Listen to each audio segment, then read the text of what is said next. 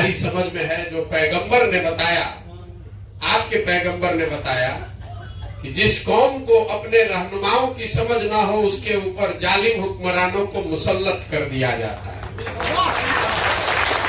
आपने अभी कहा कि आज के जो हुक्मरान हैं, दल की बात नहीं है, आज का जो हुक्मरान है वो जालिम है आपकी नजर में।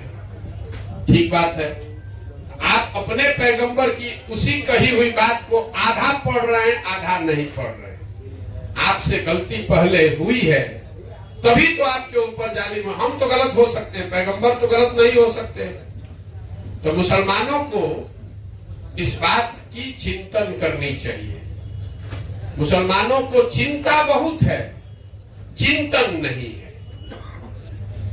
आपने कहा कि हम अपनी सुरक्षा के नाम पर वोट देते हैं लालू जी को, लेकिन उसी सुरक्षा के नाम पर जब आप किसी अपराधी को वोट दे देते हैं तो वही अपराधी जाकर हिंदू समाज में भी तो किसी को मारता है, तो हिंदू समाज को भी तो अपने सुरक्षा का उतना ही हक है, इसीलिए वो भाजपा को वोट देता है।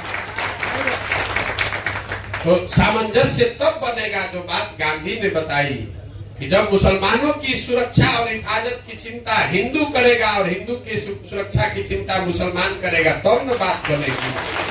अभी तो आप अपनी सुरक्षा में लगे हुए कि कोई बन जाए, भाजपा नहीं बने, चाहे वो क्रिमिनल बन जाए। जब वो क्रिमिनल बन के आता है जीत कर आपके वोट से, मुसलमानों के वोट से जब क्रिमिनल अपराधी जीत कर आता है तो समाज में ये बात होती है, देखिए सब मुसलमान किसको जिता दिया है, हमको आके मार रहा है, तब तो आप उसको बचाने नहीं जाते। इसीलिए वो हिंदू मुस्लिम पोलराइजेशन होता है।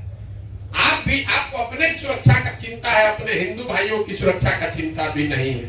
तो हिंदू भाई भी आपकी सुरक्षा का चिंता छोड़ दिया है, चलो भाई भाजपा आने दो, हम लोग अपना जान तो बच रहा है। जब तक आप इस सोच से बाहर नहीं निकलेंगे तब तक भला होने वाला नहीं। तो आप अपने रहनुमाओं की समझ ठीक बनाइए। जिसको आप रहनुमा समझ रहे हैं उससे आपका सुरक्षा नहीं हो रहा है, सुरक्षा दंगे से आपकी हो रही है, लेकिन आपके बच्चे कुपोषण से मर रहे हैं, आपकी महिलाएं प्रसव के दौरान व्यवस्था नहीं होने से मर रही है। पूरे देश में सबसे ज्यादा टीबी के रोगी, सबसे ज्यादा टीबी का इंसिडेंट रेट मुस्लिम बच्चों में बिहार में है। आप उस मौत को नहीं देख रहे हैं। दंगे में 10 आदमी मरता है, पिछले 40 वर्ष में कितने लोग स्वास्थ्य व्यवस्था के अभाव में मर गए वो आप नहीं देख रहे। तो अपने हमारी बात मत मानिए, अपने कौम में जो बात बताई गई है। मुसलमानों की दुर्दशा इसलिए नहीं है कि आप लालू को वोट देते हैं कि कांग्रेस को वोट देते हैं। आपकी दुर्दशा इसलिए है कि आपने अपने कौम की बुनियादी बातों को छोड़ दिया।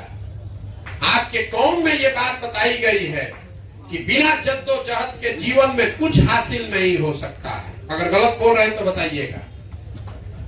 मुसलमान आज का जद्दोजहद नहीं करना चाहता है।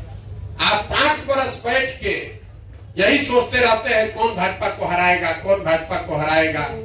चुनाव में जो भाजपा को हराता हुआ दिखे, चाहे वो अपराधी हो, अच्छा हो, खराब हो, आप उसको वोट देने को, उसको समर्थन देने को तैयार है, उसको अपना रहनुमा मानने को तैयार है। तो जब आप जद्दोजहद के लिए तैयार नहीं है, संघर्ष नहीं करना चाहते, अपने बच्चों के लिए खड़ा नहीं होना चाहते, तो आपके बच्चों का भला होगा कैसे? अगर ऐसी ही बात होती तो पैगंबर ने ये कहा होता कि जद्दोजहद की जरूरत नहीं है, बैठ के मौके का इंतजार करो। उन्होंने ऐसा नहीं ना कहा। आप लोग ये कहते हैं, जितने मुसलमान भाई हैं कहते हैं भैया हम लोग अल्लाह को छोड़कर किसी से नहीं डरते। मैं आपके मुंह पर कह रहा हूं, पूरे भारत में 10 बरस काम करके हमने देखा मुसलमानों से ज्यादा डरा हुआ कौम कोई नहीं है। आपको भाजपा का इतना डर है कि आप किसी उस डर को दिमाग से निकालिएगा, आधी समस्या उसी दिन खत्म हो जाएगी। आप भाजपा को हराने की चिंता छोड़ दीजिए, आप कैसे जीतेंगे, अपने बच्चों के लिए अच्छी व्यवस्था कैसे बनाएंगे, ये ना चिंता करना चाहिए। 24 घंटा यही सोच रहे हैं भाजपा को कैसे हराए, भाजपा को कैसे हराए। तो जिसको हराने के चक्कर में लगे हैं वो तो आपको परेशान करेगा ही करेगा। जिसको जिताने के लिए आप वोट दे रहे हैं वो भी आपकी इज्जत नहीं कर रहा है, वो भी आपको आपका हक नहीं देगा। तो आप अपने कौम की बुनियादी बातों को समझिए, जद्दोजहद के लिए खड़े होइए, अपने बच्चों के भविष्य के लिए खड़े होइए। खाली बैठ के सोचते रहिएगा कि कोई आता मोदी को हरा देता तो हमारा ठीक हो जाता, ऐसा नहीं हो सकता है।